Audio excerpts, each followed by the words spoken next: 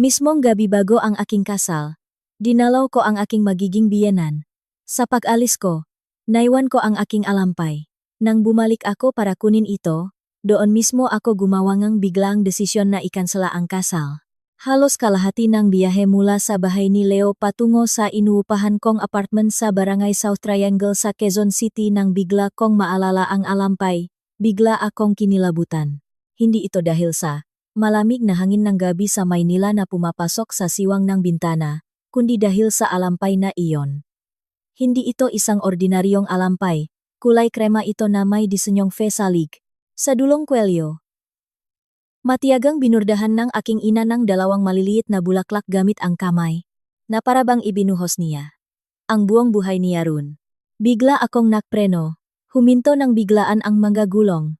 Ang tunog ng pakiskis ay umalingaw-ngaw, nag-iwan ng maikling marka sa aspalto. Kumislap ang mga ilaw ng sasakyan sa likuran at may bumusina. Itinaas ko ang aking kamay bilang pahingingang paumanhin sa pamamagitan ng rearview mirror. Lumipat ako sa U-turn slot at bumalik, tulad ng isang taong nabitiwan ang puso sa gitna ng kalsada. Bukas na ang kasal.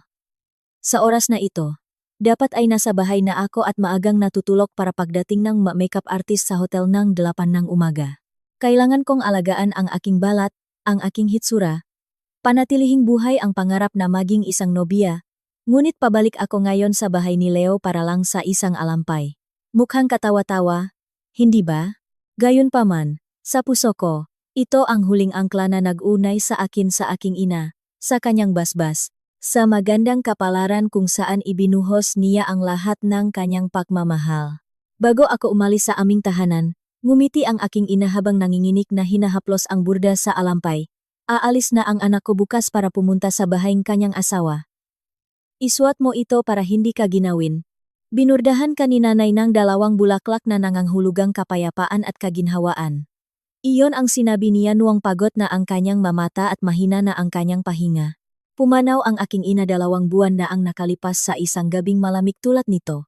Umiyak ako hanggang sa mamaos at pagkatapos ay namuhay na parang pipi. Itinuon ang sarili sa pagtatrabaho, pag-ipon, at pagbilingeng condominium para makapagpahinga siya ng payapa. Kahit wala na siya. Ngunit 3 buwan bago iyon, kami ang pumiling aking wedding gown. Ang alampay ay isang pamana, isang payong ina, isang bagay na hindi ko maaring iwanang nawawala sa bahayng ibang tao. Kahit na ang bahay na iyon ay magiging bahay na rin ng aking asawa bukas, huminto ang sasakyan sa ilalim ng apartment building ng pamilya ni Leo sa isang subdivision sa New Manila. Ang ilaw sa pasilyo ay maputlang dilaw at ang hangin ay humihip sa mga puno, na nagpapakaluskos sa mga dahon na parang bulong. Bumaba ako. Tumama ang aking mata kong sa sahin na bato na may tuyong tunok. Sa salamin ng lobby, nakita ko ang aking refleksyon. Bahagyang kulot na buhok. Mga labing kulay terakota. Mga matang pino ang pagkakali niya. Isang babaeng malapit ng ikasal. Sinabi ko sa aking sarili, Alena, kumalma ka. Bukas ay isang masayang araw. Pumasok ako sa elevator. Sa salamin ng elevator, nakita ko ang sarili kong nakangiti. Hindi ito isang maningning na ngiti, kundi isang pilit na ngiti para pakalmahin ang aking sarili. Para sa kasal bukas, inihanda ko ang lahat na parang naghahanda para sa isang bagong buhay. Ang wedding gown ay pinili naming 2 ang aking ina 3 buwan na ang nakalipas. Nakakahalaga ito ang Emilas 1,220. Sabi ni nanay, mahal daw. Sabi ko naman, minsan lang ikakasal ang isang tao sa buhay niya at gusto kong maging maganda. Ngumiti si nanay na may luha sa mga mata. Marunong nang mag-alaga sa sarili ang anak ko. Ang hotel para sa reception ay magang na reserve ni Leo. Nagbigay ng down payment para masiguro ang petsa. Ang aming magiging kondo sa Bonifacio Global City ay nakapanggalan sa akin. May sukat itong 120 metro kwadrado. Malapit ito sa isang magandang paralan, ospital, at parke. Inipon ko ang sahot ng 6 na taong pagtatrabaho, kasama ang perang iniwan sa akin ni nanay, sapat para sa down payment at para makakuha ng mortgage mula sa bangko. Sinabi sa akin ni Leo ng buong lambing, okay lang na nakapangalan sa iyo. Mag-asawa naman tayo. Ang sayo ay sa akin, at ang sa akin ay sayo. Naniwala ako sa kanya. Naniwala ako ng buong kabataan ko. Naniwala ako sa aming 5 taong relasyon. 5 taon na ang nakalipas nang makilala ko si Leo sa isang company dinner. Kakapromote ko lang bilang project manager at siya naman ang bagong chief engineer. Nung araw na iyon, nanalo ako ang isang bagong laptop sa isang raffle. Lumapit si Leo para tulungan ako sa kahon at gumiti. Congratulations, Alena. Ang ngiti niya noong sandaling iyon ay parang nakakapreskong simoy ng hangin na nagpapalambot ng puso nang hindi ka binibigyan ng pagkakataong mahanda. Noong una kong makilala ang kanyang ina, si Aling Carmen, hinawakan niya ang aking kamay at kinausap ako ng may malambing na boses. Gusto ko itong si Alena. Mukhang mabait at masipag.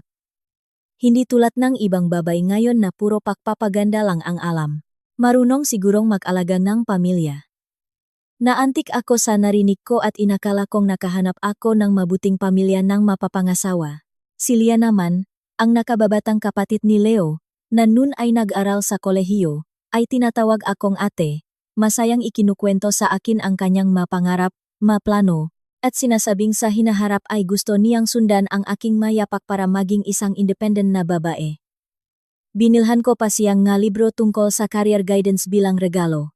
Ang mga alaalang iyon ay dumaan sa aking isipan na parang isang pelikulang naka-fast forward habang tumunog ang elevator at bumukas sa palapak ng pamilya ng aking mapapangasawa.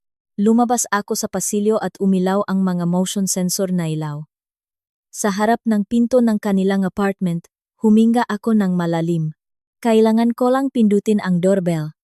Ngumiti. Sabihing, naiwan ko po ang alampay ko. Kunin ito. At umalis. Simple lang.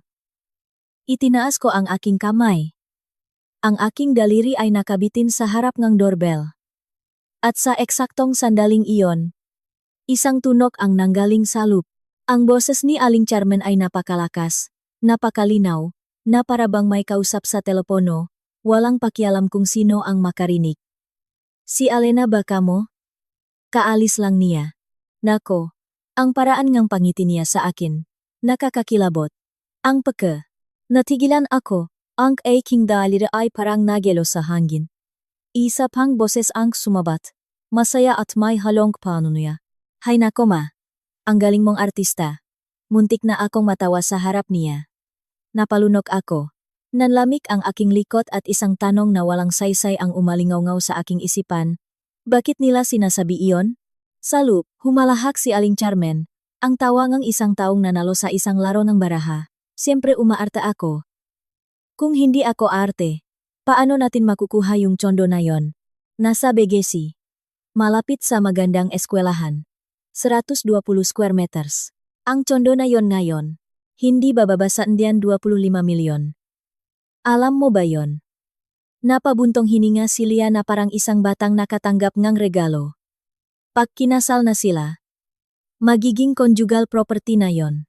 Pwede na nating ipabenta kay Kuya Leo. Tapos yung saktong-sakto para makapagtayong sariling kumpanya si Kuya, di ba, ma? Naramdaman kong umugong. Ang aking manggatay nga, at ang puso ko ay kumakabok, nang napakalakas na parang sisirain ang aking dibdib. Ipabenta sa kanya. Bawat salita ay isang sampal, hindi sa mukha, kundi direkta sa aking dignidad. Nagpatuloy si Aling Carmen na may lalong walang pakialam na tono, na parabang ako ay isang bagay lamang na pinagpapresyuhan. At hindi lang yung tsondo. Narinig ko na yung nanay niya, rest in peace, may iniwan ding ipon galing sa mga negosyo niya.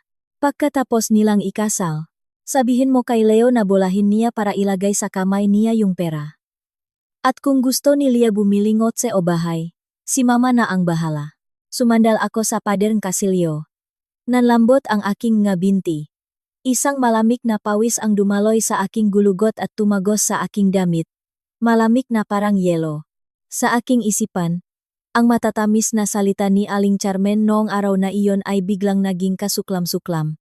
Ang kanyang magiliw na ngiti. Ang mahigpit na pahawak ng kamay. Ang masalitang itinuturing. Kitang parang tunay na anak. Lahat ay naging isang murang dula. Sa loop, patuloy silang nag-usap. Nagtatawanan, kinakalkula ang bawat sentimo, at ako sa labas ay natigilan sa harap ng pinto. Ang aking kamay ay nakabitin pa rin sa doorbell, hindi magawang pindutin ito. Nanatili akong nakasandal sa malamig na pader ng pasilyo.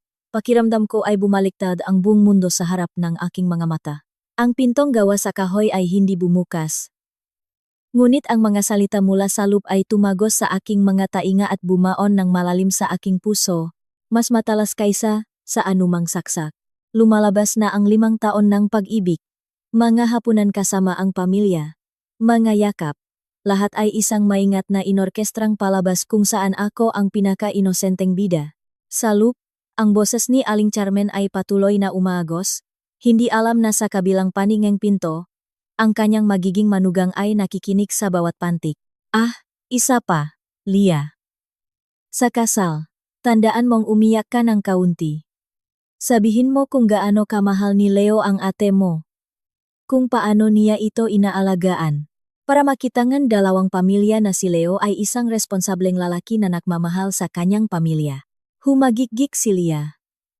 Walang problema, ma. Handa na ako. Sa oras ng tos, dadagdagan ko ang wine ni Alena. Siya nga pala. Mas madaling kumbinsihin kapag lasing. Nanginig ako. Hindi dahil sa lamig, kundi dahil sa pandidire. Sa sandaling iyon, may nabasag sa loob ko. Hindi ang pag-ibig, kundi ang ilusyon. Ang ilusyon na kung magiging sapat akong tapat, mapagpasensya, at mapagmahal, makakakuha ako ng isang disenteng pamilya bilang kapalit. Ipinikit ko ang aking mga mata, huminga ng malalim. Hindi ako umiyak, marahil dahil sa gulat, marahil dahil ang sakit ay lumampas na sa threshold ng pag-iyak. Sa aking isipan, wala na ang tanong na bakit, kundi isang napakalinaw na kaisipan. Kailangan kong iligtas ang aking sarili. Binuksan ko ang aking bag. Nanginginig ang aking mga kamay. Ngunit ang aking isipan ay kakaibang malinaw. Kinuha ko ang aking cellphone. Mabilis na dumulas ang aking madaliri at binuksan ko ang voice recorder. Dahan-dahan akong yumuko. Idinikit ang telepono sa siwangang pinto. Ang usapan sa loop ay nagpatuloy. Lalong naging walang hiya. Kapag nakasal na sila, tapos na ang usapan. Yang babaeng yan. Sunod-sunuran lang at takot sa sasabihin ng iba. Kung magreklamo man siya mamaya, hindi siya maglalakas loop. Eksakto, ma. Ang makikita lang mataw sa labas ay napakabuting pamilya natin. Kung hihingi siya ngang annulment, lahat ng tao ay iinsultuhin siya at tatawaging walang utang na loob. Narinig ko ang bawat salita. Naramdaman kong pinipiga ang aking puso, ngunit mahigpit kong hinawakan ang cellphone. 3 minuto ang lumipas na parang 3 taon, nang sa tingin ko ay sapat na. Itinigil ko ang pagre-record at itinago ang cellphone sa aking bag. Tumayo ako. Hindi na nanginginig. Ang aking isipan ay kristal na malinaw. Hinding-hindi ko tatawirin ang pintong iyon bilang isang manugang. Tumalikot ako at mabilis na naglakad patungo sa elevator. Mas malakas ang tunog ng aking makatakong kaysa noong dumating ako. Bawat hakbang ay parang pagtapak sa magabasak na salamin ng aking nakaraan. Sa elevator, sinasalamin ng salamin ang aking maputlang mukha, ang aking mga labing mahigpit na nakatikom. Ang aking tingin ay walang laman, ngunit bigla akong napahalahak, isang mahinang tawa na may halong pait. Alena, ang tanga mo, sabi ko sa aking isipan. Pero buti na lang at nagising ka sa tamang panahon. Ang sasakyan ay tumakbo sa gabi. Ang mailaw trapikoong Maynila ay humahaba sa mga malabong guhit. Sa sandaling iyon, naalala ko ang alampay na binurdahan ng aking ina na naiwan pa rin sa bahay na iyon. Hinikpitan ko ang hawak sa manibela. May isang matinding labanan sa aking kaluban. Gusto kong bumalik para sa alampay. Gustong-gusto ko. Ngunit ang isipin lang na kailangan kong pindutin ang doorbell, na harapin ang mga mukhang iyon, ay nagpapasuka sa akin. Hayaan mo na. Bulong ko, hindi na kailangan. Kung mananatili ang alampay sa bahay na iyon, madudungisan na rin ito. Hindi nga likabok, kundi ngang kababaan ng kanilang pagkatao. Inikot ko ang manibela at hindi na bumalik. Dumiretso ako sa aking inupahang apartment sa South Triangle, 3 metro kuwadrado, isang maliit na silid, Isang sala na kusina na rin. Maliit, ngunit ito ang tanging lugar kung saan ako ligtas sa sandaling ito. Pagbukas ko ang pinto, sinalubong ako ang malamig na hangin ng silit. Binuksan ko ang ilaw sa sabitan ng damit. Ang wedding gown na may dalisay na kaputian ay tahimik na umuugoy sa ihip ng hangin mula sa bintana. Pumapasok ang liwanag buwan na nagbibigay sa manipis na telang malamig na kislap. Tulad ng isang magandang panaginip ngunit walang hangganang marupok. Tinitigan ko ito ng matagal at saka ako natawa. Tingnan mo nga naman, sabi ko ng mahina. Ang ganda mo. Sobrang ganda na halos ilibing mo na ang buhay ko. Lumapit ako sa bintana. Hinawi ang kurtina para iwan itong bahagyang nakabukas. Ang hangin ng gabi ay nagdala ng amoy ng kahalumikmigan mula sa kalye. Kumuha ako ng isang pakete ng sigarilyo mula sa drawer. Matagal na akong hindi naninigarilyo. Ngunit ngayong gabi, kailangan ko ang isang bagay na magpapanatili sa aking gising. Kumalat ang usok sa hangin. Nanunuot sa gilid ng aking mga mata. Sa gitnang usok, bumalik ang malumang alaala. 5 taon na ang nakalipas. Sinabi sa akin ni Leo, Alena, kung sa hinaharap ay maghirap ako, mamatahin mo ba ako? Natawa ako. Tinapik ko siya sa balikat at sumagot, kung maghihirap tayo, magsisikap tayong makasama. Hindi ko kailangan na maging mayaman ka, kailangan ko lang na maging mabuting tao ka.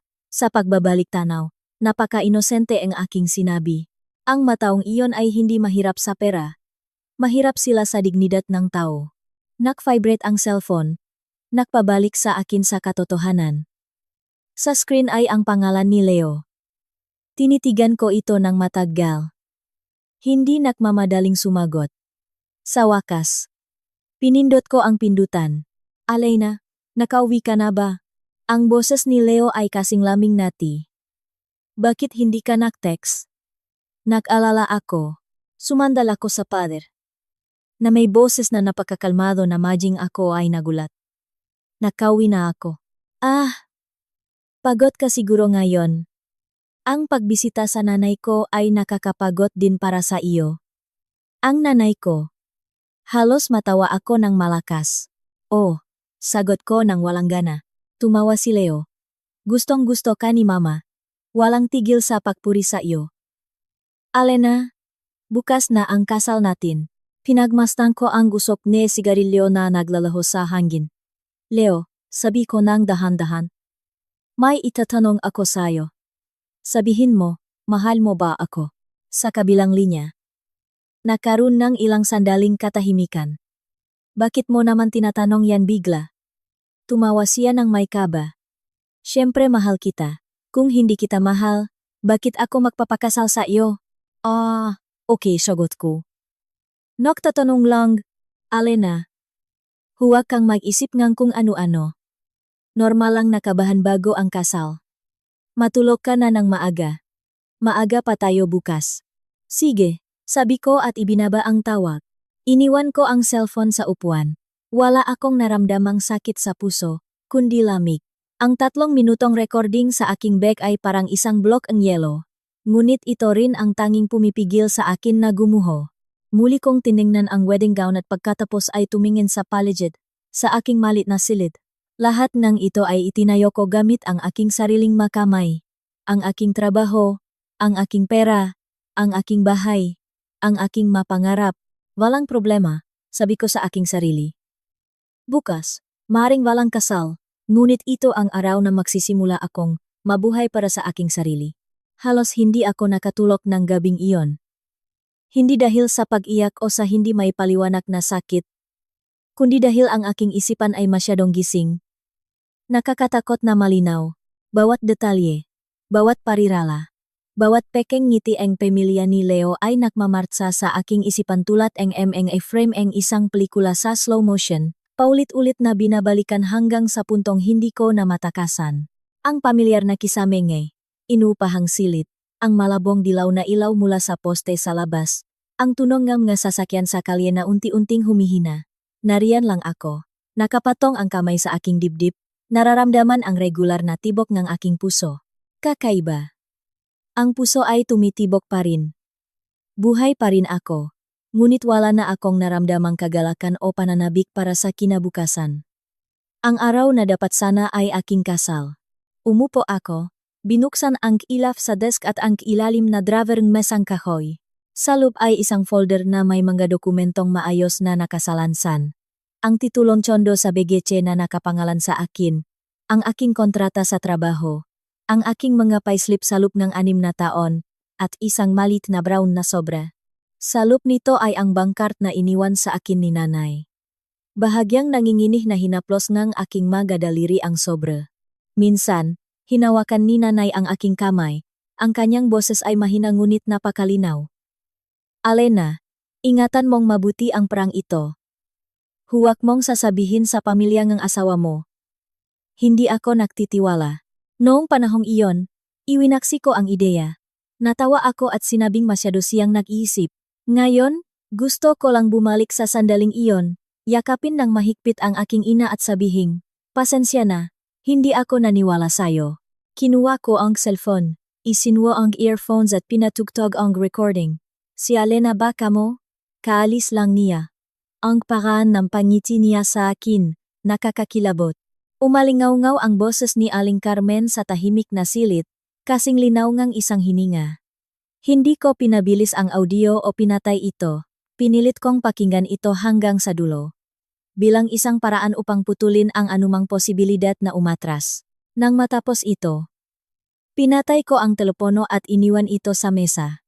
Wala nang pagdududa. Wala nang baka nakamali lang ako ng dinig o baka nadulas lang ang dilangang nanay niya. Hindi ito isang hindi pagkakaunawaan. Ito ay isang sapwatan. Tumayo ako at naglakad patungo sa sabitan. Ang puting wedding gown ay nandun pa rin.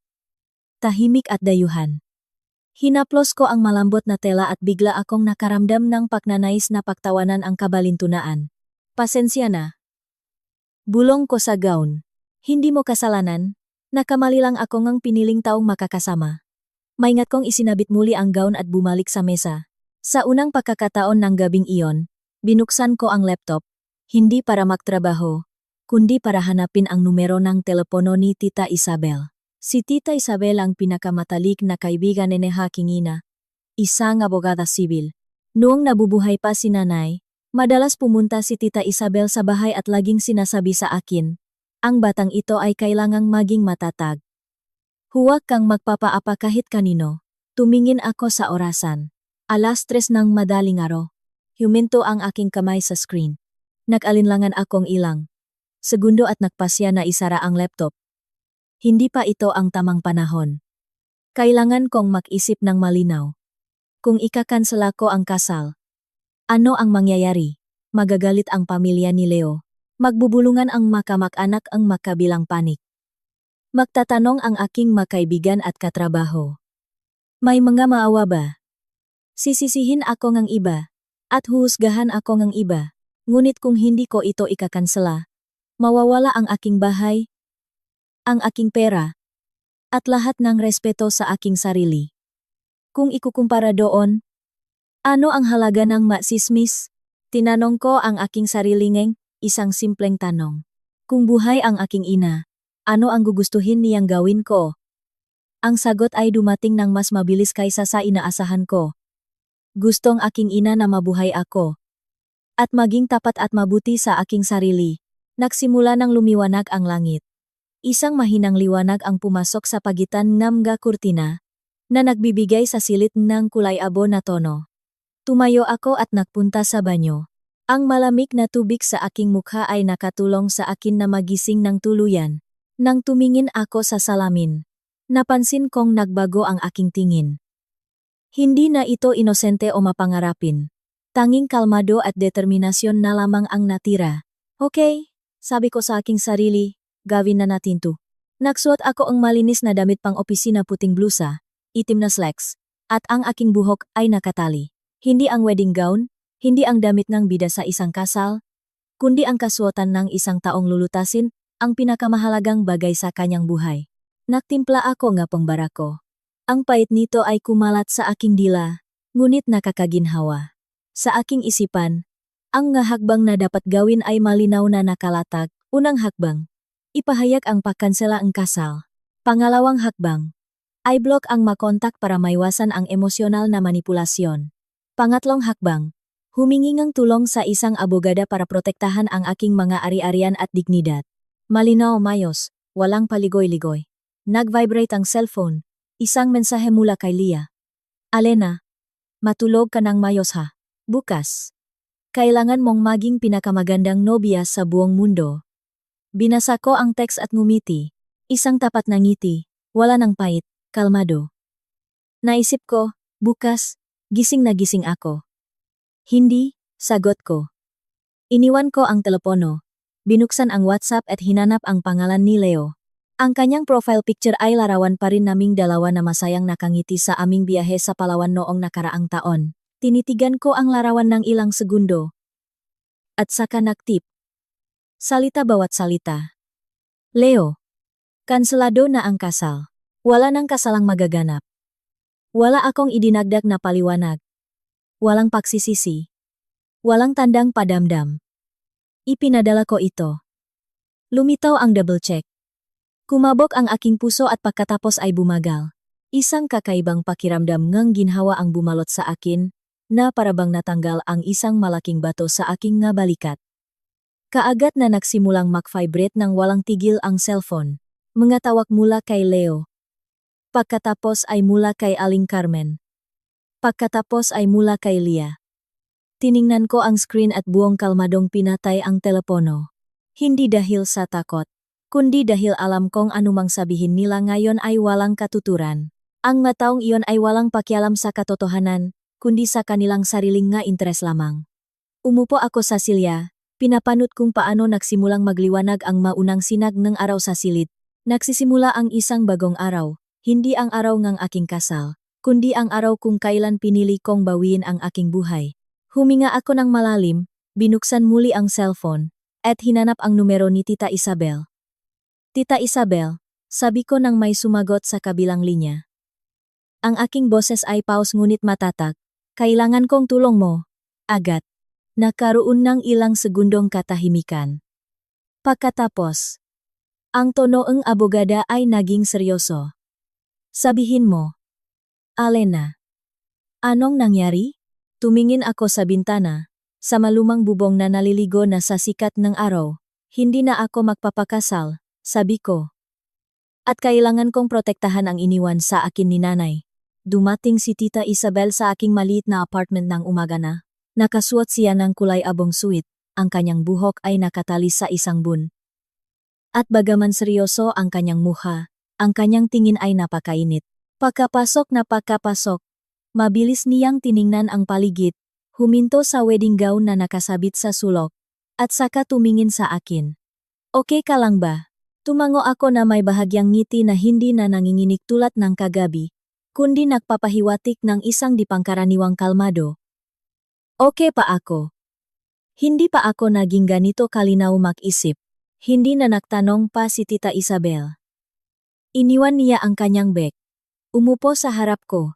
Naglabas ang isang notebook at isang ballpen. Ikwento mo sa akin mula sa simula. Bawat detalye. Huwag kang mag-iwan ng anuman. At ikinuwento ko. Mula sa pagbalik ko para kunin ang alampay. Bawat pariralang narinig ko sa likod ng pintong iyon. Hanggang sa 3 minutong recording na nakatago sa aking telepono. Nang iparinig ko sa kanya ang voice note, tila nagyelo ang maliit na silit. Maingat na nakinig si Tita Isabel nang hindi ako piniputol. Pagkatapos ang audio, huminga siya ng malalim. Swerte mo. Sabi niya ng dahan-dahan. Swerte mong narinig mo yon. At higit sa lahat, swerte mong naisipan mong i-record. Natawa ako. Isang halong pait at kabalintunaan. Hindi ko rin akalain na gagawin ko ang isang bagay na ganito balang araw. Ganyan talaga ang buhay, sagot ni Tita Isabel. May mga aral na napakamahal, pero kung hindi mo matututunan, mas malaki pa ang babayaran mo. Binuksan niya ang kanyang bag at naglabas ng isang salansan ng blankong papel. Ngayon, makinig ka. Una, hindi ka maaring lumambot sa anumang pagkakataon. Susubukan ng pamilyang iyon sa lahat ng paraan na tawagan ka, puntahan ka, umiyak, sisihin ka, Kahit napagbantaan ka, ang tanging layunin nila ay guluhin ang isip mo. Pangalawa, lahat ng ari-arian na nakapangalan sa'yo. Sa ilalim ng anumang pagkakataon, huwag kang magbibigay ng kahit isang orihinal na dokumento, anuman ang kanilang dahilan. At pangatlo, tiningnan ako ng direkta ni Tita Isabel sa mga mata. Kapag kailangang mag-usap, dapat laging nasa harapan ng iyong abogada. Ang masalita ni Tita Isabel ay hindi isang aliw, ito ay parang isang salbabida na inihagis sa tamang sandali. Tumunok ang ringtone ng aking cellphone na tila sumasang-ayon kay Tita Isabel. Sa screen ay lumitaw ang numero ni Leo. Tinitigan ko ito ng isang segundo at sinagot. Alena, nasaan ka? Ang boses ni Leo ay hindi na malambing. Tunog ito ay nakmamadali at galit. Alam mo ba kung anong kabaliwan ang ginagawa mo? Inilagay ko sa loudspeaker mode at iniwan ang cellphone sa mesa. Nasa bahay ako. Anong bahay? Paano mo nagawang kanselahin ang kasal nang hindi man lang nagbibigay ng mayos na paliwanag? Tumingin ako kay Tita Isabel. Bahagya siyang tumango. Leo, sabi ko nang walang emosyon. Nilinaw ko na sa mensahe. Kanselado na ang kasal. Hindi na tayo magpapakasal. Bakit? Sigaw ni Leo. Magsalita ka. Hindi ka pwedeng maging ganito ka-irasyonal. Irasyonal. Natawa ako. Gusto mo ba talagang malaman ang dahilan? Oh, gusto kong marinig. Hindi ako sumagot kaagad. Kinuha ko ang telepono at pinindot ang play sa recorder. Ang boses ni Aling Carmen. Ang boses ni Lia. Bawat salita at pantik ay umalingaw-ngaw sa silid. Sa kabilang linya, nakaroon ng nakabibinging katahimikan. Tanging ang nahahabol na hininga ni Leo ang naririnig. Nang matapos ang audio, nagsalita ako. Gusto mo pa bang makarinig ng iba pang dahilan? Sumunod ang isang mahabang katahimikan hanggang sa magsalita si Leo. Ang kanyang boses ay hindi na gaanong tiyak. Alena, hayaan mong ipaliwanag ko. Sinabi lang yon ni Mama ng pabiro. Hindi yon ang iniisip ko. Ah, talaga? Tanong ko. At paano naman ang tsondo? Paano naman ang perang iniwan sa akin ni Nanay? Paano naman ang paglalasing sa akin ng wine sa sarili kong kasal? Alena, pakinggan mo muna ako. Narinig ko na ang lahat ng kailangan kong marinig. Nagsimulang mawalan ng pasensya si Leo. Huwag mong palakihin ang mga bagay-bagay. Bayat na ang kasal. Ang mga bisita. Ang restauran. Ang pamilya. Kung kakanselahin mo ito ngayon, mapapahiya tayong dalawang pamilya. Ngumiti ako ng malamig. Natahimik si Leo. Sa sandaling iyon, isa pang boses ang pumasok sa tawag. Si Aling Carmen. Alena. Anak. Huwag kang makinig sa ma-recording na yan at baka mali ang interpretasyon mo. Sinabi ko lang yon dahil nag-aalala ako sa kinabukasan ninyong anak ko. Tumingin ako sa bintana. Ang sikat ng araw ay napakaliwanag na nakasilaw. Aling Carmen. Sabi ko ng dahan-dahan. Hindi niyo na kailangang magpanggap. Narinig ko na ang sapat. Anong ibig mong sabihin? Itinuturing kitang parang tunay na anak. Kung itinuturing niyo akong parang anak, pinutol ko siya. Hindi niyo sana binalak na ibenta ang bahay ko ng walang pahintulot. Malakas na napalunok si Aling Carmen at pagkatapos ay itinaas ang kanyang boses. Aba, batang to. Paano mo nagagawang kausapin ako ng ganyan? Huminga ako ng malalim. Nagsasalita lang po ako gamit ang katotohanan. Doon na pumasok si Tita Isabel. Ang kanyang boses ay mahinahon ngunit napakalinaw. Magandang umaga, Carmen. Ako si Isabel Reyes, abogada at legal na kinatawan ni Alena. Sa kabilang linya, lahat ay nabalot ng nakabibinging katahimikan. Nagpatuloy si Tita Isabel. Anumang komunikasyon mula ngayon, kung mayroon man, ay dapat gawin ng direkta sa akin.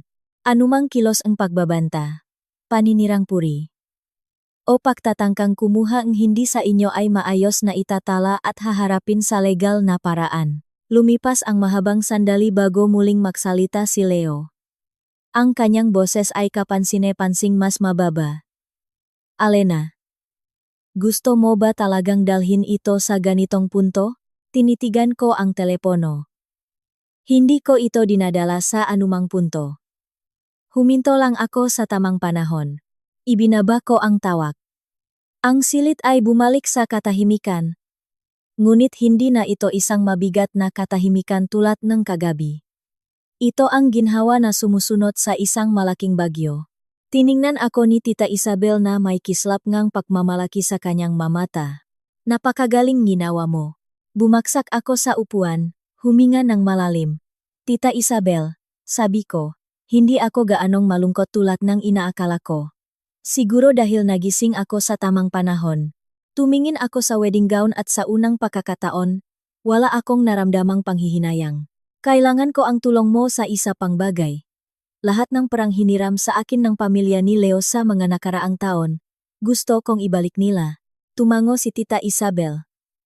Ihanda mo lahat ng patunay ng ngabang transfer. Ako na ang bahala sa iba. Tumayo ako. Nagpunta sa mesa at binuksan ang drawer. Ang makapatunay ng makatransfer ay lumitaw sa aking mga mata. Bawat numero ay parang isang babala. Buti na lang at itinago ko lahat. Bulong ko. Ngumiti si Tita Isabel. Hindi yan swerte. Yan ay dahil pinahirapan mo. Sa labas. Umuusat ang umaga sa Maynila. Ang mga tao ay patuloy na pupunta sa mga kasal. Magtataas ang nga baso. Maniniwala sa mga perpektong larawan. At ako, sa maliit na silit na ito, ay unti-unting binubuwag ang isang patibong na 5 taon nang hinabi sa aking paligid. Alam kong hindi pa tapos ang bagyo, ngunit kahit paano, nasa tamang panik ako ngang kasaysayan.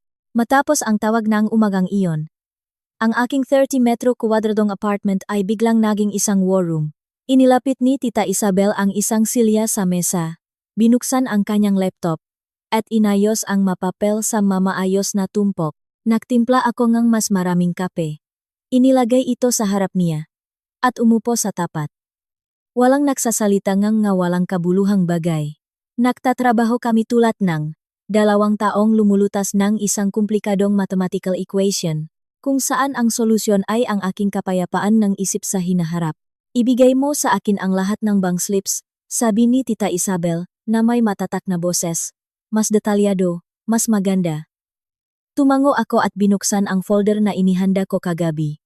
17 transfer, bawat isa ay may iba't ibang dahilan. Minsan, may emergency sa pamilya.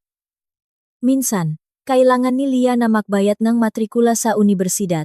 Minsan, para sa mga renovation, isang pansamantalang mali na investment. Isang problema sa cash flow, mga halaga na mula 55,000 hanggang 50,000 sa kabuuan. Humigit kumulang 4,150,000. Binasa ito ni Tita Isabel ng napakabagal, na parang nagbabasa ng isang sakdal. Ang una, dikta niya, ay sa account ng nanay ni Leo. Konsepto, pansamantalang utang. Ang pangalawa, sa parehong account. Ang pangatlo, sa kapatid. Ngumiti ako ng may pait. Noong araw, naisip ko na simple lang. Pamilya kami. May problema sila. Tutulong ako. Tumingin si Tita Isabel. Hindi ka nakamali sa pagtulong. Nagkamali ka sa pagtulong, nang labis sa mataong hindi karapat-dapat. Ang pariralang iyon ay nagpatawa sa akin ng bahagya. Wala nang samangang loop. Siguro dahil sa wakas, may nagpatunay sa aking nararamdaman sa isang makatarungang paraan. Ang aking cellphone ay patuloy na nag-vibrate. Dumarating ang mamensahe ng sunod-sunod. Mula kay Leo. Alena, pakinggan mo ako. Hayaan mong ipaliwanag ko. Mula kay Lia. Ate. Kung may problema, pag-usapan natin ng mahinahon. Bakit ka gumagawa nga nitong eksena? Isang tawag mula sa isang unknown number. Tiningnan ko ito at hindi sinagot. Sumulyap si Tita Isabel sa screen at gumawa ng kilos gamit ang kanyang kamay. Huwag mong sagutin. Tinitingnan nila kung paano ka magre-react. Sinilan ko ang telepono at itinapat ito. Sa sandaling iyon, naisip kong nakakatawa. Ngayon, dapat sana ay nakaupo ako. Nagpapamakaap. Nakasuot ng wedding gown. Ngumingiti sa mabisita. Sa halip, narito ako, binibilang ang bawat sentimo na ipinahiram ko para humingi ng hustisya. Ang script ng buhay ay hindi mo sinusulat, tanghali. Natapos ni Tita Isabel ang pagredak ng demand letter na humihingi ng pagbabalik ng utang. Ang teksto ay malinaw, maikli. Walang labis na emosyon. Binasa ko ito ng buo na may pakiramdam na nagbabasa ang kwento ang ibang tao. Pirmahan mo dito, sabi ni Tita Isabel. Kinuha ko ang balpen at pumirma ng may determinasyon. Ang panginginig sa aking pirma nun ay tuluyan ng nawala. Okay na, isinara ni Tita Isabel ang folder. Mamayang hapon, ipapadala ko ito via courier. Kung matalino sila, makikipag-ayos sila. Kung hindi, may sapat tayong legal na basehan. Huminga ako ng maluwag. Tita Isabel, mas gumaan ang pakiramdam ko. Siguro dahil huminto na akong lokohin ang sarili ko. Hapon, nang umalis si Tita Isabel, nakaroon ako ang oras na umupo ng mag-isa. Ang araw na pumapasok ay nagliliwanag sa wedding gown na nanatiling walang galaw sa isang sulok. Tiningnan ko ito, lumapit, at hinawakan ang malambot na tela. Pasensya na, bulong ko. Lumalabas na hindi ka para sa akin. Ibinaba ko ang gown at maingat na itinupi sa loop ng kahon nito. Hindi ko pa alam kung ano ang gagawin ko dito. Ngunit isang bagay ang malinaw sa akin. Hindi ko ito isusuot para simulan ang isang buhay na batay sa kasinungalingan. Nag-vibrate muli ang telepono. Sa pagkakataong ito, si Leo ang tumatawag mula sa numero ng niyang opisina. Tiningnan ko ang isang segundo at sinagot. Talaga bang gusto mong pahirapan ang lahat? Sumandal ako sa upuan. Mahinahon. Hindi. Gusto ko lang bawiin kung ano ang akin. Ibabalik ko ang pera. Pero huwag na nating isali ang mga abogado. Pwede tayong mag-usap ng pribado. Natawa ako. Leo, sa loob ng 5 taon, sapat na ang napag-usapan natin. Alena, isipin mo. 5 taon tayong makasama. Hindi natin pwedeng burahin lahat dahil lang sa ilang salita. Hindi ito ilang salita, sagot ko. Ito ang paraan kung paano nyo ako tinitingnan ng pamilya mo. Sa kabilang linya, nagkaroon ng katahimikan. Kakausapin ko si Mama. Kausapin mo kung sino ang gusto mo, sagot ko. Pero mula ngayon, lahat NG, may kinalaman sa pera ko o sa aking dignidad, ay dadaan sa aking abogada. Ibinaba ko ang tawa. Sa pagkakataong ito, walang panginginig, walang awa, walang pagdududa. Gabi. Nahanda akong isang simpleng platong pasta. Nahapunan ako habang nakikinig sa malumanay na musika. Sa unang pagkakataon sa loob ng ilang araw, tumigil ang nakabibinging ingay sa aking isipan. Naisip ko na kung hindi ito nangyari, marahil ay ginugol ko ang natitirang bahagi ng aking buhay sa pagganap ng papel ng isang sunod-sunurang asawa. Isang uri ng reserbang pondo para sa pamilya ng aking asawa. Nang maisip ko ito, nakaramdam akong pangingilabot at saka natawa muli. Nailigtas ko ang sarili ko, sabi ko. Dumating ang gabi. Binuksan ko ang bintana para pumasok ang sariwang hangin. Sa unang pagkakataon sa maraming araw, natulog ako ng mahimbing. Hindi nananaginip tungkol sa kasal. Hindi nananaginip tungkol sa mga bukas na pinto. Bukas, tiyak na may bagyo. Ngunit handa ako. Kinaumagahan, nagising ako sa tunog ng alarm clock ng 6:30, sa parehong oras tulad ng dati para pumasok sa trabaho. Isang maliit na pagkalito ang dumaan sa aking isipan. Dahil sa isang iglap ay naisip ko ngayon ang araw na magbibihis ako bilang nobya. Nakaupo sa harap ng salamin, naririnig ang ugong ng hairdryer at naamoy ang pamilyar na amoy ng makeup, ngunit isang segundo pagkatapos, naalala ko ang lahat. At ang unang damdamin na bumalot sa akin ay hindi pagsisisi, kundi ginhawa. Binuksan ko ang bintana. Isa ito sa mga bihirang malinaw na araw sa Maynila. Ang araw ay bumalot sa mga bubong sa tapat na may isang payapang init, isang normal na araw, at tiyak na ang normalidad na iyon ang nagparamdam sa akin ng seguridad. Nahanda akong pumasok sa opisina tulad ng anumang ibang araw. Puting blusa, madilim na pantalon, flat shoes. Walang nakakaalam na ngayon, sa teorya, dapat akong ikinasal, at wala akong pangangailangang sabihin ito. Gusto kong panatilihing pribado ang aking personal na buhay. Pagkalabas ko ng apartment, nagvibrate ang telepono. Sa pagkakataong ito, hindi si Leo, kundi isang hindi kilalang numero. Tiningnan ko ilang segundo. At sinagot. Hello? Si Alena ba ito? Ang boses ng isang nasa katanghaliang gulang na lalaki ay medyo magaspang. Opo, ako nga po. Tito ako ni Leo. Ano ba talaga ang nangyayari sa inyong dalawa? Buong pamilya ay nakakagulo dahil sa eksenang ginawa mo. Huminto ako sa paanan ng hagdanan.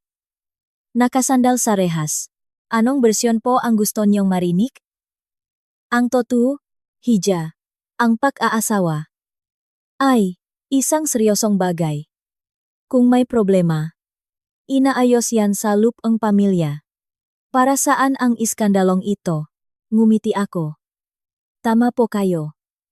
Ang isang seryosong bagay ay dapat napakalinaw. Ang totoo po ay hindi ako magpapakasal. At mayroon akong madahilan. At anong dahilan ang maaring maging ganun kalala? Hindi ko nais na pahabain ang usapan. Kung gusto niyo pong malaman, inaanyayahan ko kayong makipag-ugnayan sa aking abogada. Lahat ng ebidensya ay nandun. Natahimik ang kabilang linya, at nang muling magsalita ang lalaki, mas malumanay ang kanyang tono. Alena, sa huli. Matagal na kayong makasama ni Leo. Sana ay pag-isipan mo itong muli. Napag-isipan ko na po itong mabuti, sabi ko. At ang desisyon ko ay pinal na. Ibinaba ko ang tawag. Lumabas ako sa portal. Ang simoyng umaga ay sariwa. At sa aking kalooban, wala nang natirang bakas ang pagkabagabag. Alam kong makakaroon pa ng gatawak na tulad nito. Ngunit tulad ng maliliit na alon sa dagat, wala na silang lakas para lunurin ako. Sa kumpanya, normal ang lahat. Binati akong aking makasamahan. Nagtanong sila tungkol sa mga proyekto. Nag-usap kami tungkol sa aming magawain. Walang nakbanggit ng kasal. Siguro dahil ako ay isang pribadong tao, o dahil bawat isa ay abala sa kanilang sariling buhay. Natanto ko na hindi umiikot ang mundo sa isang kinansalang kasal. Ito ay sentro lamang ng grabidad sa loop ng aking isipan. Sa oras ng tanghalian, habang kumakain ako ng baon, muling nag-vibrate ang cellphone. Sa pagkakataong ito, si Aling Carmen. Nang makita ko ang kanyang pangalan sa screen, napabuntong hininga ako at sumagot. Alena. Ang kanyang boses ay ganap na naiba sa kabilang araw, kakaibang matamis. Nasaan ka? Sa trabaho po. Pwede ba tayong mag-usap? Susunduin kita. Tayong dalawa lang. Natawa ako. Aling Carmen, sa tingin ko po ay wala na tayong dapat pag-usapan ng tayong dalawa lang. Galit ka ba sa akin? Ang kanyang boses ay tunok nagsisisi. Matanda na ako. Kung may nasabi man akong hindi maganda, patawarin mo na ako. Palampasin mo na. Tumingin ako sa salamin na bintana ng opisina, kung saan ang araw ay sumasalamin sa mga mesa. Aling Carmen. Hindi po ako galit. Hindi na lang po ako naniniwala sa inyo. Anong ibig mong sabihin? Ang ibig ko pong sabihin. Mula ngayon, lahat ay pamamahalaan ng aking abogada. Ayoko nang makarinig ng gadahilan o paliwanag. Biglang nagbago ang boses ng babae. Nawala ang lahat ng tamis. Alena, huwag mo kaming masyadong gipitin. Ang pamilya ko ay may reputasyon din. Nagbigay ako ang isang maliit na ngiti. Ang reputasyon po ay nakikita sa gawa, hindi sa salita. Pinutol ko ang tawag at binlock ang kanyang numero. Medyo nanginginig ang aking kamay, ngunit gumaan ang pakiramdam ko, na parabang sa wakas ay naisara ko na ang isang pintong masyadong matagal nang nakabukas. Hapon, nag-WhatsApp sa akin si Tita Isabel. Natanggap na nila ang demand letter. Gusto nilang makipag-ayos. Binasa ko ang mensahe. Kinagat ang labi. At sumagot. Ikaw na ang bahala sa mga tuntunin. Hindi ako makikipakita sa kanila. Mabilis na sumagot si Tita Isabel. Walang problema. Mag-focus ka lang sa pagpapatuloy ng buhay mo. Itinago ko ang cellphone at bumalik sa trabaho. Sa aking isipan, wala na ang mamuhang ang pamilya ni Leo, kundi ang pagpaplano ng aking susunod na proyekto, ang mga deadline, mga pang-araw-araw na bagay, at ang pang-araw-araw na routine na iyon ang nakbalik sa akin sa aking sariling landas. Gabi, pauwi, huminto ako sa maliit na grocery sa ibaba para bumili ng hapunan. Habang nakapila sa cashier, nahuli ko ang aking sarili na sumisipol ng isang himig, isang kaugalian na matagal ko nang nawala. Pagdating sa bahay, nagluto ako ng tahimik at kumain habang nanonood ng balita. Ang buhay ay nagpapatuloy, hindi ito humihinto dahil lang sa isang kasal na hindi natuloy. Bago matulog, binuksan ko ang aparador at kinuha ang isa pang jacket na ginawang aking ina. Ipinatong ko ito sa aking mga balikat at tumingin sa salamin. Isang malambot na kulay krema, isang simpleng kwelyo, bahagyang hindi pantay na mga tahi, ngunit mainit. Nay, sabi ko nang mahina, okay lang po ako. Sa salamin. Ang babaeng nakatingin pabalik ay hindi nagpakita ng pagod o takot. Tanging ang katahimikan ng isang taong kalalampas lang sa isang bagyo at alam kung ano talaga ang gusto. Pinatay ko ang ilaw at humiga. Inilagay ko sa silent mode ang cellphone. Walang tawag na makakahila sa akin pabalik sa aking nakaraan. Ang pinto ay sarado na. At hawak ko ang susi.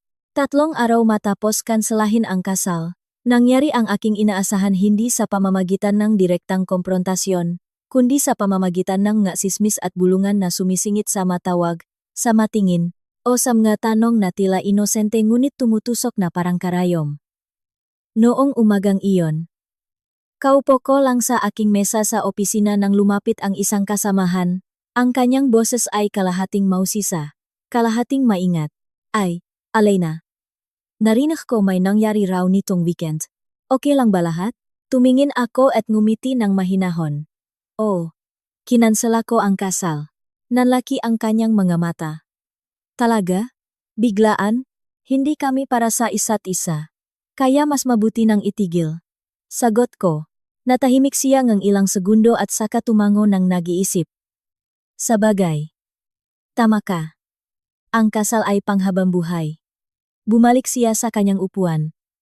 Ngunit alam kong hindi doon magtatapos ang masismis. Tanghali, nag-vibrate ang cellphone na may mensahe mula sa isang dating kakilala na nakasama sa ilang nga hapunan kasama ang pamilya ni Leo. Alena, sinabi sa akin na hindi ka na magpapakasal dahil minamaliit mo si Leo dahil wala siyang pera. Totoo ba? Binasa ko ang text at napahalahak ng malakas. Hindi dahil sa saya, kundi dahil ito ay nakakatawang pamilyar. Ito ay isang paraan ng pagsisi sa akin na akmang-akma sa hulmangang pagiging biktima. Isang parirala lang ang gisinulat ko, hindi totoo. Pagkatapos ay iniwan ko ang cellphone sa mesa. Walang paliwanag. Walang pakikipaktalo. Hapon, tinawagan ako ni Tita Isabel. Nagsisimula na silang manira sa iyo. Sabi niya nang walang paligoy-ligoy. Sinasabi nilang minamata mo si Leo dahil mas mababa ang sahot niya kaysa sayo at napaka-demanding moro. Tumingin ako sa bintana. Sa mga taong papalabas mula sa trabaho sa kalye sa ibaba. Alam ko, Tita Isabel.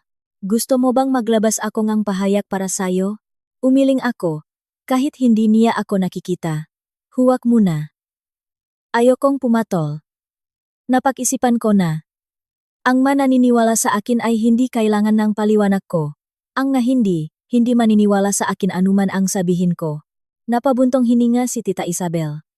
Kamukhang kamukha mo ang nanay mo. Ngumiti ako.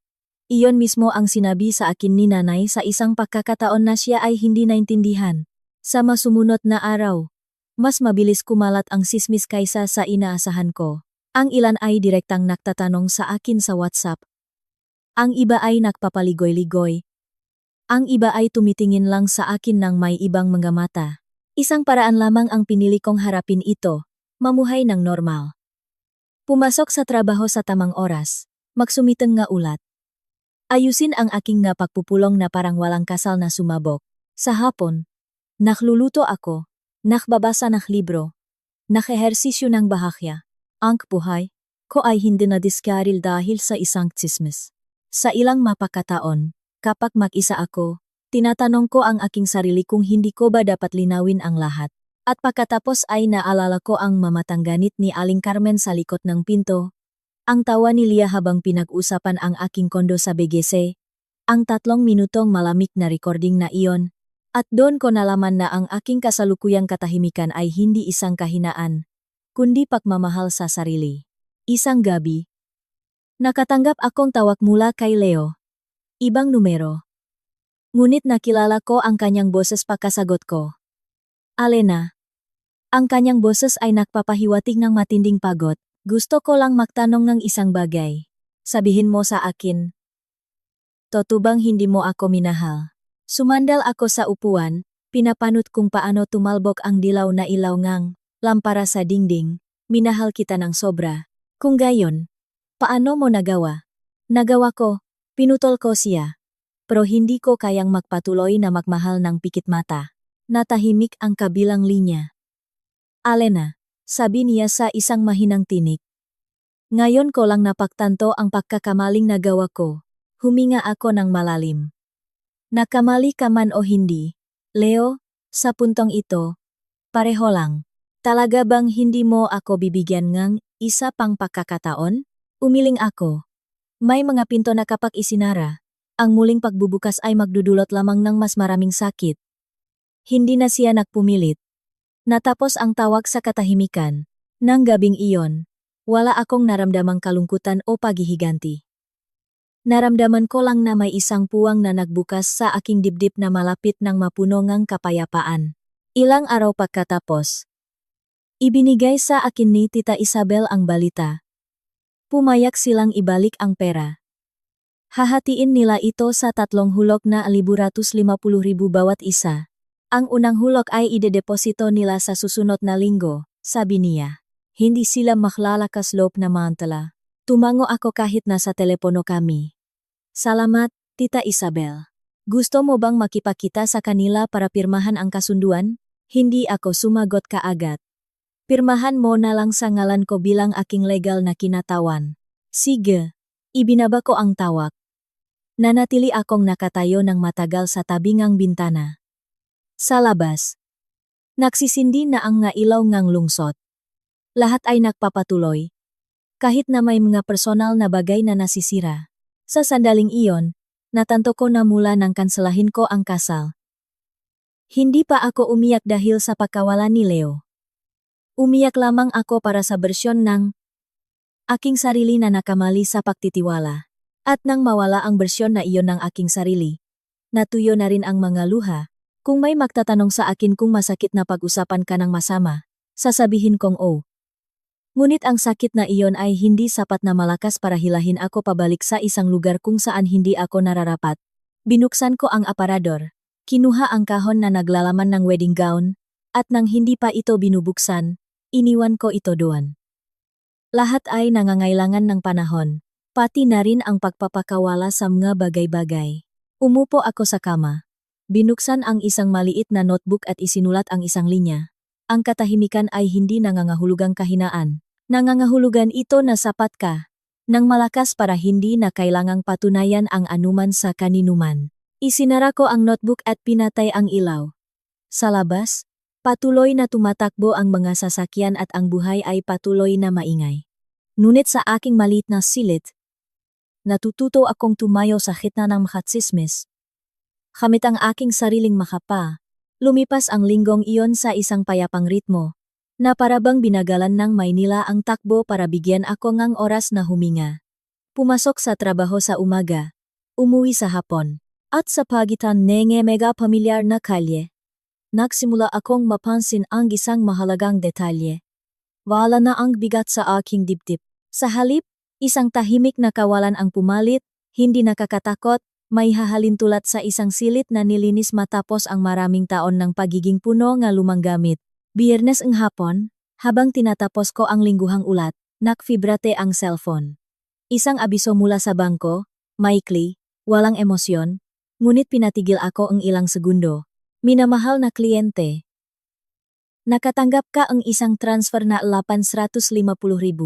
Tinitigan ko ang linyang iyon ng teksto nang hindi tumatalon sa tuwa.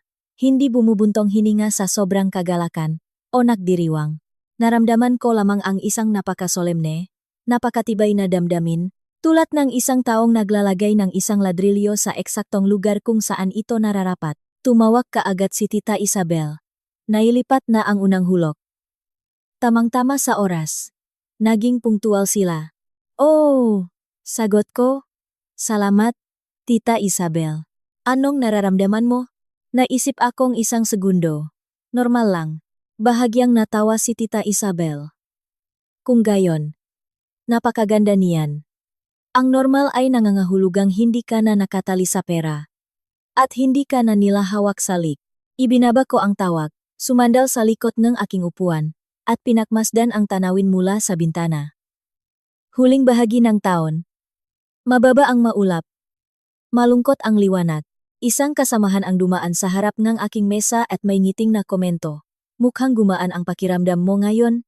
No. Oh, sagot ko. Kalulutas ko lang ng isang maliit na bagay mula sa nakaraan. Mahalaga ba?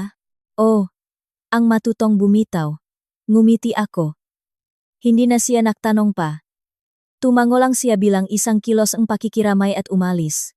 Minsan, hindi kailangang ilabas ang lahat, sapat na ang itago ito para sa sarili. Sa paglubog ng araw, umuwi ako sa aking apartment ng medyo magakay sa karaniwan. Pagbukas kong pinto, sinalubong ako ng mga pamilyar na amoy ng kahoy, tela.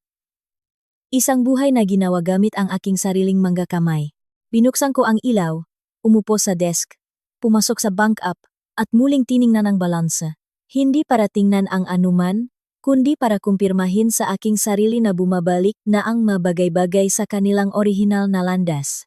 Naalala ko ang maraming beses na nakpadala akong para sa nakaraan, minsan habang naghahapunan, minsan sa gitna ng isang pulong, at kahit nasa hating gabi dahil sa isang mensahe na nakbabalita ng isang kasawian. Habang ginagawa ang mga transfer, iniisip ko, kalma lang, mabuti ang makatulong. Ngunit sa kaibuturan ng aking puso, may isang malabong kawalan ng katiyakan na sinasadya kong talikuran. Hindi ko na kailangang talikuran ang anuman. Binuksan ko ang aparador. Inilabas ang kahon na naglalaman ng aking damit, at inilagay ito sa kama. Pagkatapos ay umupo ako sa harap nito. Matagal ko itong tinitigan nang hindi naglalakas loob na buksan ito. Alam mo ba? Bulong ko na parang nakikipag-usap sa isang matandang kaibigan. Minsan, may napakagandang bagay na sa huli ay hindi sulit na itago. Sa wakas, binuksan ko ang kahon. Ang wedding gown ay maayos na nakatupi. Walang kulubot at anumang mansa mula sa inaasahang malaking araw. Hinaplos ko ang malamig at malambot na puntas. Hindi ito masakit. At wala akong naramdamang pagsisisi. Isang bahagya. Malayong hangin ng nostalgia ang bumalot sa akin. Isinara kong muli ang kahon. Hindi ko pa alam ang huling hantungan nito. Ngunit malinaw sa akin na pagdating ng oras, hindi ako mag-atubili. Nag-vibrate ang cellphone. Mensahe mula kay Lia, ang kapatid ni Leo. Alena, nabayaran na namin ang unang hulog. Sana mapatawad mo na ang lahat ng nangyari. Binasa ko ang salita, ngunit hindi ako sumagot kaagad.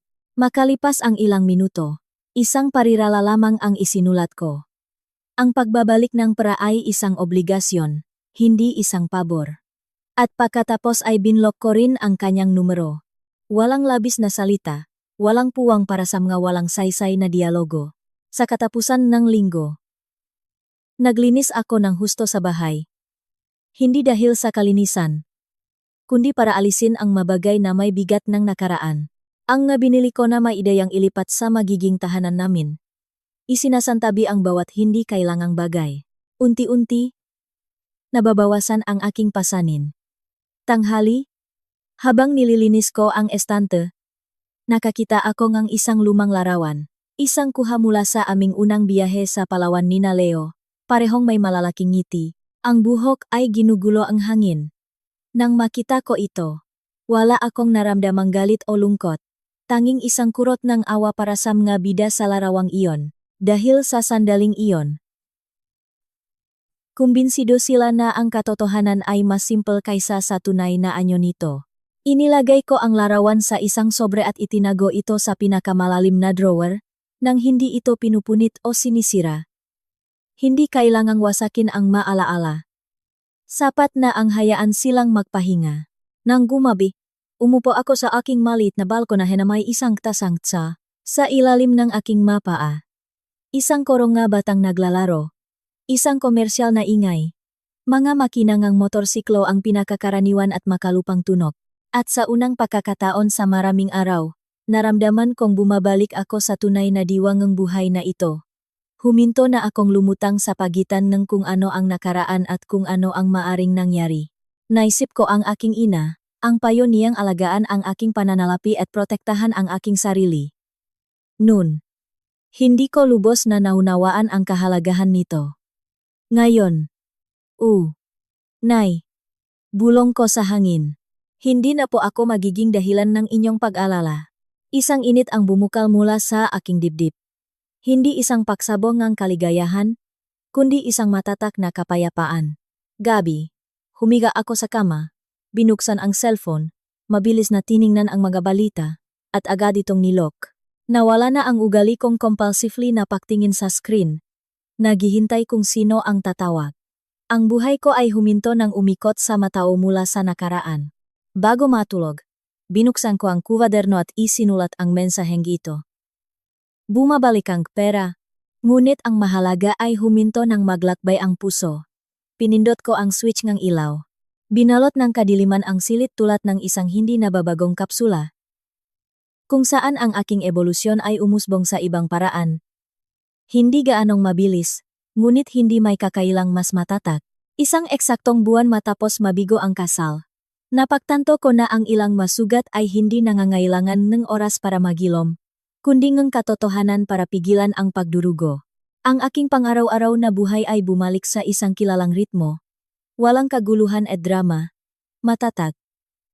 Tulad ng isang taong nakalampas sa isang bagyo para harapin ang hangin. Noong umagang iyon, mas maaga. Malamig sa Maynila. At isang mahinang sikat ng araw ang nagliliwanag sa kalye. Nagtimpla ako ng isang tasa ng kape. Tumayo ako sa bintana para pakmasdan ang maliit na eskinita kung saan sinisimulan ng ilang matindero ang kanilang araw. Ang kalapitan at pagiging totu ng kapaligiran ay yumakap sa akin. Nag-vibrate ang aking cellphone. Mensahe mula kay Tita Isabel. Buon na ang pangalawang hulog. Sumusunod sa mga petsa. Binasa ko ito at sumagot ng isang simpleng, okay. Walang mapalamuti o emotichon. Sa kasalukuyan, ang usaping pra ay nasa tamang lugar na nararapat dito. Isang bahagi lamang ng aking mga responsibilidad, ng aking kasalukuyan. Nahanda akong pumasok sa opisina. Bago umalis ng apartment, nakita ko ang kahon ng damit. 30 araw nang nakabibinging katahimikan. Isang ipinagpalibang palaisipan. Tinitigan ko ito ang ilang segundo at kinuha ang aking bag. Mayroon akong mas mahalagang bagay na dapat gawin sa umaga. Tanghali.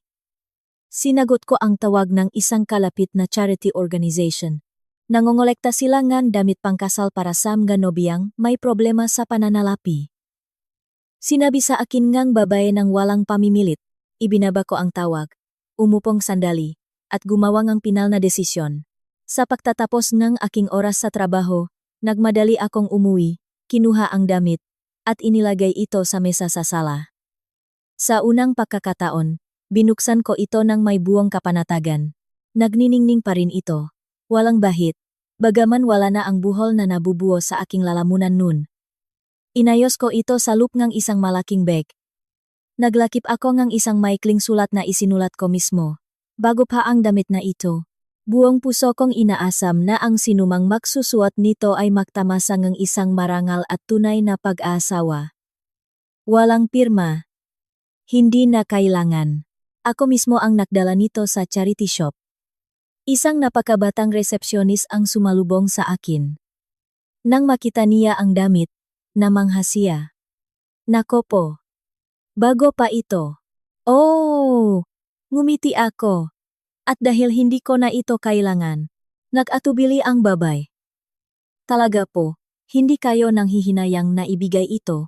Nag-isip ako ang isang sandali at sumagot, hindi.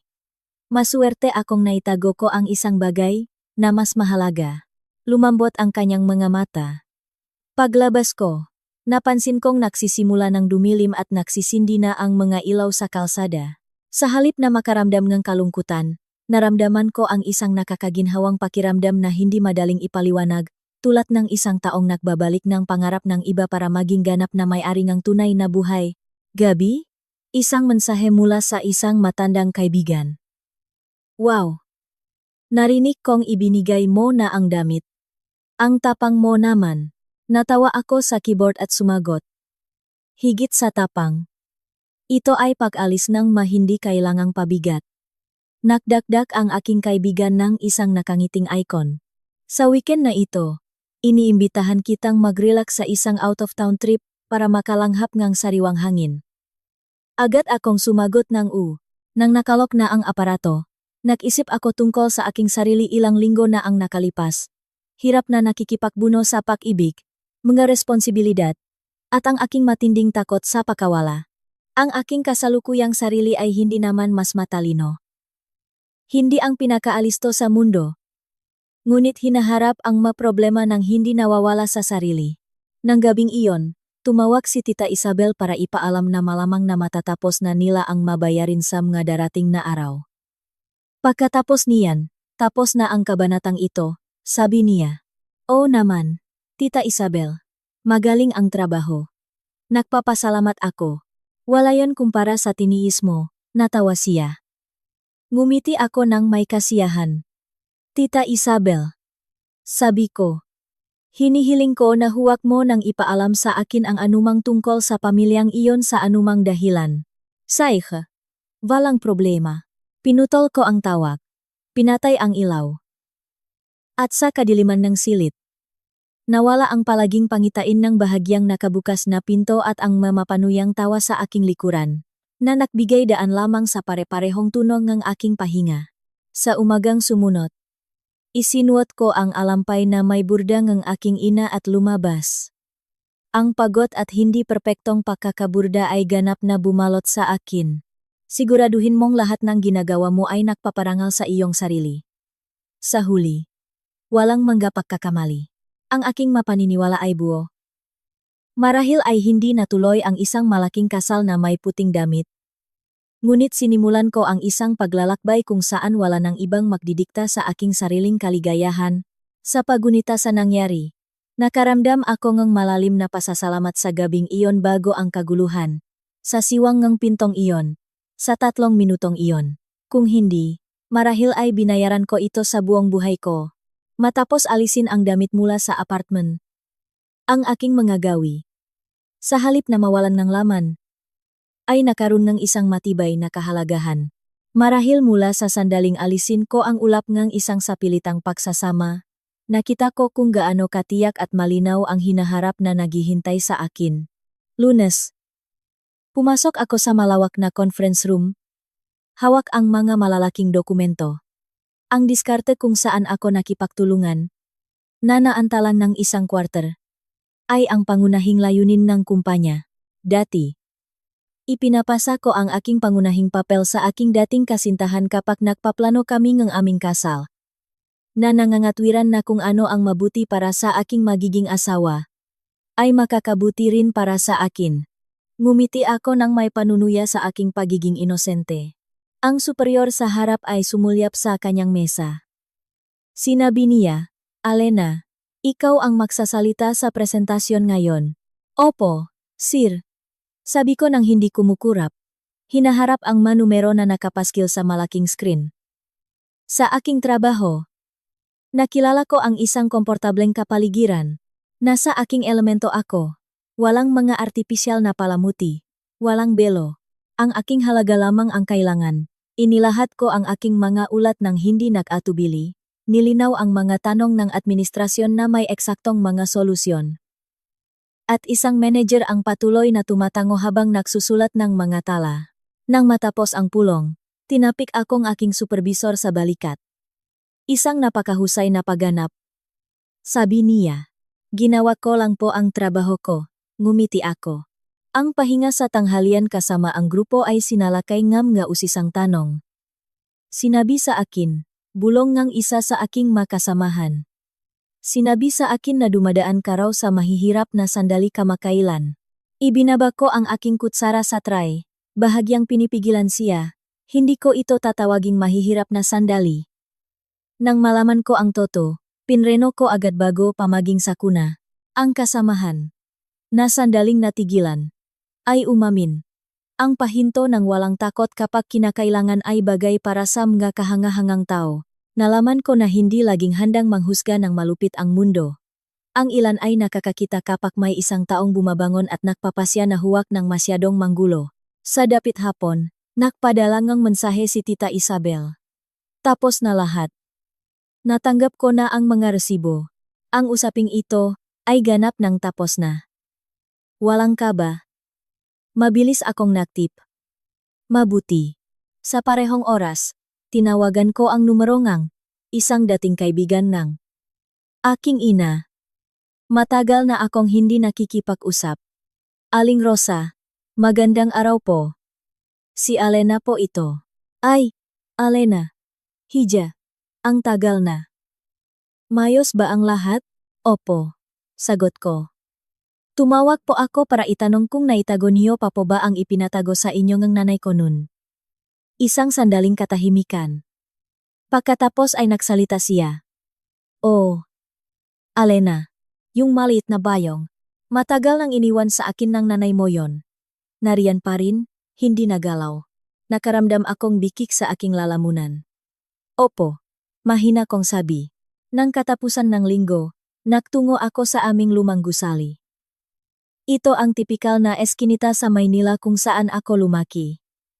Inilabas ni Aling Rosa ang maliit na bayong. Sa loob ay may mga malabong larawan, ang kanyang kwaderno, at isang maliit na selyadong dokumento. Bigla kong naalala ang sulat kamay ng aking ina. Ang nga nakahilik na letrang iyon. Sa araw na makita mo ito, Alena ko. Ibig sabihin ay wala na ako. Pakiusap, huwag kang malungkot. Tanging hiling ko lang ay maging tapat ka at mabuti sa iyong sarili. Dun, habang nakaupo ng matagal, naunawaan ko. Ang ngabilin ng aking ina ay hindi mga utos. Hinihiling nila ang disenteng pagtrato para sa aking sarili. Pauwi, ihininto ko ang sasakyan sa harap ng bagong gusali sa BGC, malaya sa mga yapa ng isang mapanlinlang na kasintahan, na may amoy lamang ng bagong pintura at sukdulang katahimikan. Pumasok ako sa malawak na sala at natawa. Sa wakas, mayroon ka ng sariling kanlungan, sabi ko sa sarili. Nakakatawa. Tinawagan ko ang aking kaibigan, si Sofia. Lilipat na ako sa bagong condo ngayong weekend. Sa wakas, ganap na nakabangon, higit pa sa inaasahan ko. Kasama mo ako kung kailangan mong tulong sa pag-impake. Nang gabing iyon, natulog ako na may isang kumot lamang na nakalatag sa sahig. Nga aking malawak na sala sa bagong biniling ari-arian. Tumingin ako sa kisame at sa unang pagkakataon, naunawaan ko. Ang aking kaginhawaan ay hindi nakadepende sa isang relasyon. Ito ay usbong salop ng 4 na bakanteng pader na ito, na tinitirhan ko lamang. Kasama ang aking mapakpak na malaya sa anumang panggigipit. Sa unang liwanag, nagvibrate ang aking cellphone na may isang abiso mula sa bangko, nagulat ng isang deposito.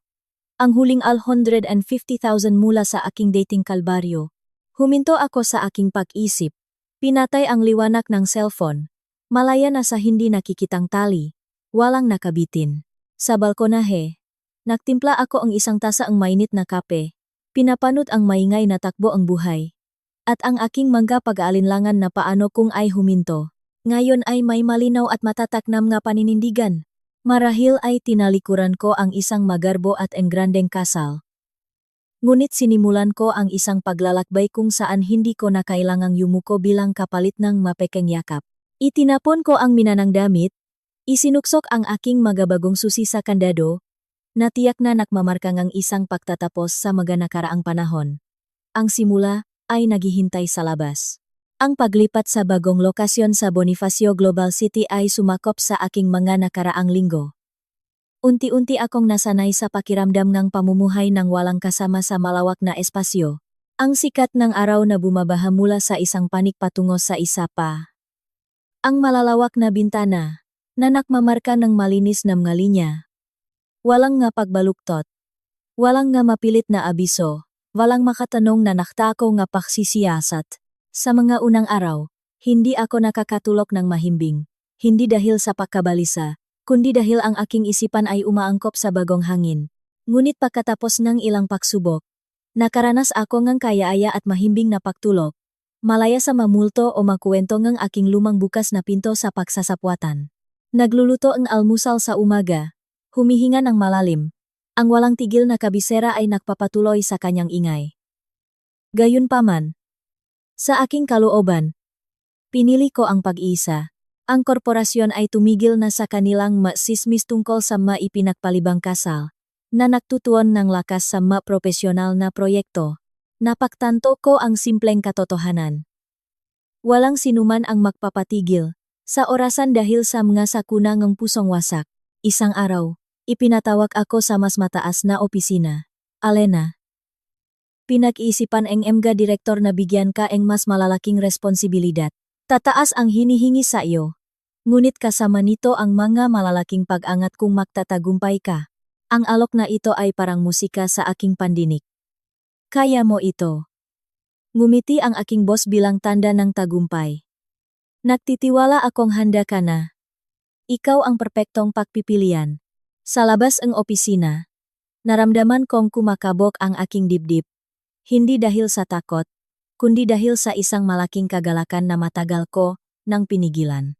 Dati, ipinapasa ko ang maganitong oportunidad sa iba, iniisip na baka mainggit si Leo. Ngayon, winakasan ko ang walang saysay na problemang ito. Si Sofia ay abala sa aking mga pader, tumutulong sa paglalagay ng mga pako para sa mga estanteng libro, mga malumanay na larawan.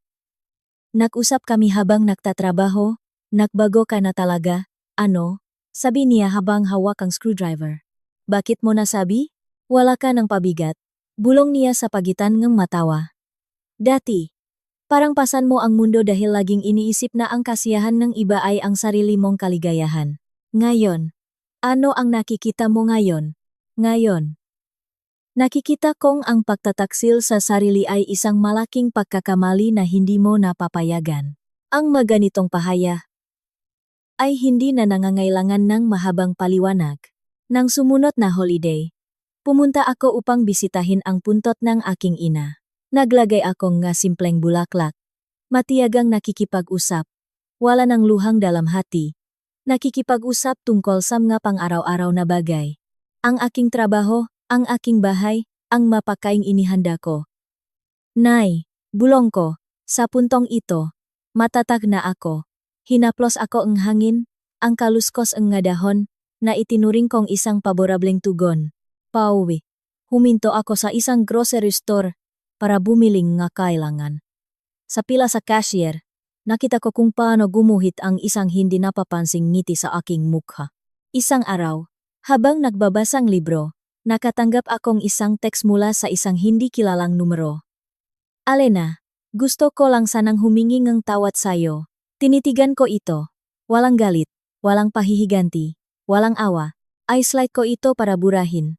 Hindi dahil sa anumang masamang hangarin, kundi dahil ang pagpapatawad sa kanya ay para sa kanyang sariling kapayapaan ng isip, hindi para sa akin. Ang aking bakong hilak ay ang paktakbo sa parketawing umaha. Ang pak-ehersisyo ay naklilinis na isipan. Habang nag-inat, isang matandang babae ang nag-obserba. Hija, sa laki ang tinitirhan mong yan mag-isa, sigurado akong napakagaling mo. Ngumiti ako. Sa pagnanais kong matutunan ang sining ng pamumuhay, sapat na po ang aking pag-unlad. Isang eksaktong taon pagkatapos ng gabing iyon, nakaroon ako ng isang pagkakataong makatagpo si Leo sa isang coffee shop malapit sa aking opisina. Mukha siyang mas payat, nag-alangan. Umupo siya sa malapit na mesa. Hindi ko akalain na makikita kita rito, sabi niya. Madalas ako rito, sagot ko. Ang hangin ay hindi awkward, ngunit wala ring init. Parang dalawang estranghero na may pinagsamahang mga alaala. Iniisip ko ang nakaraan ng may pagsisisi, sabi niya. Hinihiling kong patawarin mo ang aking mapakakamali. Tinitigan ko siya. Leo, karapatan mong humingi ng tawad. Pero nasa akin kung tatanggapin ko ito. Ayoko nang balikan ang nakaraan. Naintindihan niya. Walang mga pakiusap, walang mga pangako. Nagpaalam ako at umalis. Habang naglalakad sa kalsada, naramdaman kong yakap ako nga aking sarili. Pinipigilan ang lamig na pumasok sa aking kaluluwa. Ang bagong taon ay nagpaalam sa bangungot. Ang aking karera ay umangat. Naging leader ako. Gumagawa ang nga desisyon ng may kumpiyansa. Isang araw, tinanong ako ni Sofia, nangangamba ka bang mag-isa sa pagtanda? Umiling ako. Hindi. Nangangamba akong ipagkanulo ang aking sarili sa mga landas na hindi para sa akin. Sa aking kwaderno, isinulat ko ang isang huling tala. Dati, nagmamakawa ako sa iba para sa pagmamahal. Ngayon, natutunan ko ng pahalagahan at unahin ang aking sarili. Ang bagong yuktong aking buhay ay dumating na parang sutla. Walang malalaking revolusyon. Ngunit isang payapang klima, isang umaga, habang nag-ayos sa harap ngang salamin, nakita ko ang aking mukha, na may malinis na determinasyon. Nagawa mo ito ng perpekto. Sabi ko sa aking sarili, na parang isang huling pagpapatibay. Ang aking buhay ay hindi isang perpektong kwento. Ngunit ito ay akin. Isang kwento ang pagising, paglaban, at sa wakas, paghahanap ang kapayapaan. Hindi sa isang kasal, kundi sa pagiging tapat sa aking sarili, at iyon, para sa akin, ang pinakamatagumpay na pagtatapos.